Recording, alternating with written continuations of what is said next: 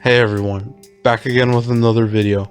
So today's video is going to be unlike a lot of the other videos that I make, because this one's not going to be an analysis video at all. This is going to be more of a personal recollection of mine, where I basically talk about how I got into Yu-Gi-Oh!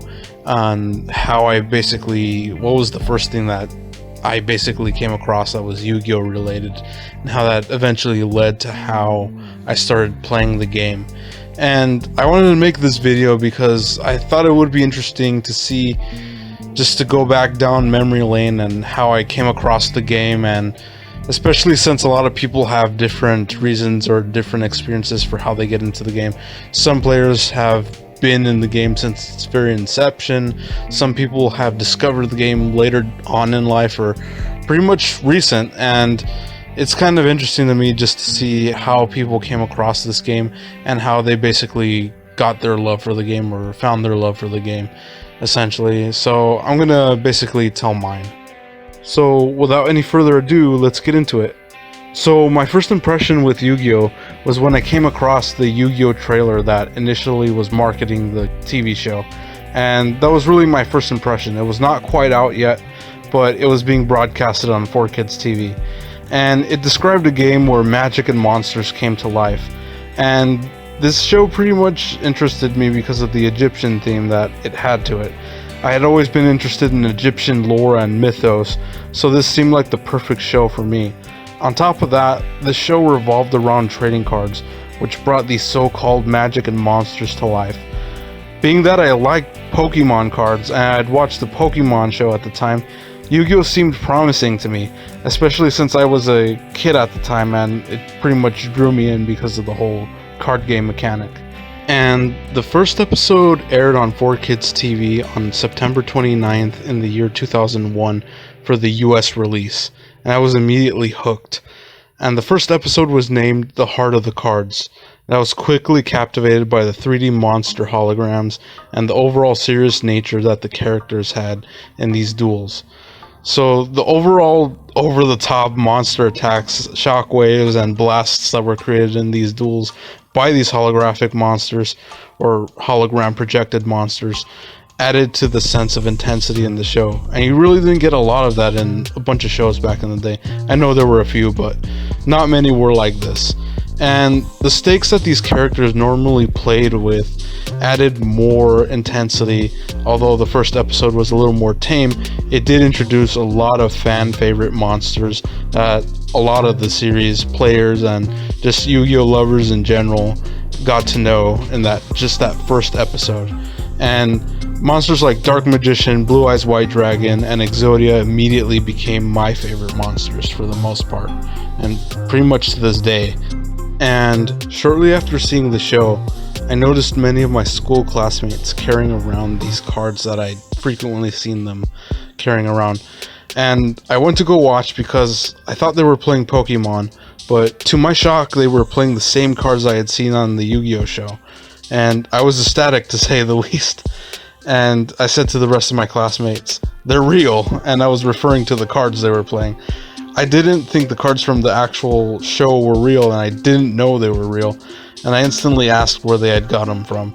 Many of my classmates said they had gotten them from Kmart or Barnes & Noble, but really they sold them pretty much anywhere at that point. And I instantly knew I had to have them, and I knew I had to play them, and because I was really captivated with the show, and I really liked the whole kind of these players summoning monsters, and they were coming to somewhat reality, but they were these holograms, and sometimes you could bring them into reality, and that's basically what spurred the interest in Yu-Gi-Oh! For me. So I immediately went to the nearest Barnes & Noble, but I couldn't find any of the starter decks that were available at the time. So I continued with my search onto the Kmart that was nearby, and I found the Yugimoto starter deck. And I ultimately chose the Yugimoto starter deck over the Kaiba starter deck because I thought the overall look of Dark Magician was really cool and just looked really crazy at the time, and it was pretty much my favorite card. And so I bought this deck and I brought it to school the next day, and I started to play with all my other classmates at the time, and we played in accordance to the anime, I guess, rules at the time, which is not the way you play. For example, we played the monsters face up in defense position from our hand, and that's how we basically played them, face up defense position and not in the face down defense position that you're normally used to. So that's not how you play officially in Yu-Gi-Oh, but sometimes we would make our own rules and we would play against each other, which was really fun. And we even used rules where these monsters would get kind of like their almost bonus effects or their bonus power up, where you would increase their attack points and their defense points based on which like kind of battlefield they were on. Like, for example, Celtic Guardian would get their boost in plains. If you've seen the Yu-Gi-Oh episodes, you would know what I'm talking about. But we kind of incorporated those rules, which kind of added an element of strategy, and it basically made the game a little more fun. And I guess that's kind of like one of the more memorable things I look back to, and that's kind of, I kind of wish that was a real thing in Yu-Gi-Oh, to be honest. And that was pretty much the first time I'd play Yu-Gi-Oh for the most part, after I got the starter deck. So the way me and my friends were playing was a very laid-back approach. We had almost no idea how to play, but we had some idea how to play. And although we were playing Yu-Gi-Oh incorrectly because we had watched how it was in the anime, and we're like, okay, that's how you play, because that's how the anime was teaching it. Even though that was wrong, we had continued to play that certain way. And eventually I had began hearing from a more serious group of friends of mine that played the game more seriously. They said, hey, you've been playing it wrong all along. And I decided to take a look at the official instruction manual that came with the starter deck, and I had realized my mistakes, and I started to play more often with these friends that were a little more serious about the games and about the game in general. And I basically, I guess that's, you could say, the start of my more competitive, I guess, official competitive start to Yu-Gi-Oh! I guess the early beginnings of it. But that's how I got into the more competitive scene. And I eventually bought the other structure deck, which was the Kaiba structure deck, so I could practice on my own.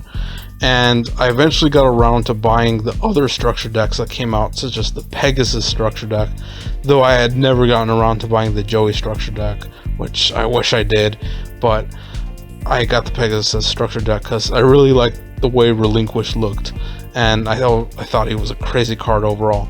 And that was basically how I came into contact with these cards in general, and that's how I kind of started collecting these cards slowly but surely and using them against my friends at the time.